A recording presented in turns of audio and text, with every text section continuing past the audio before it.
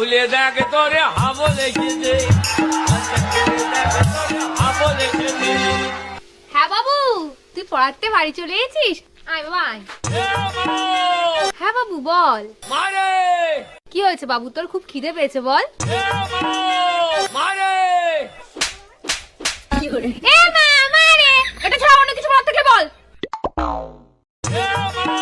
এই তোর এ মা ছাড়া অন্য কিছু বলার থাকলে বল। ও মা, জানো আজকে কি হয়েছে?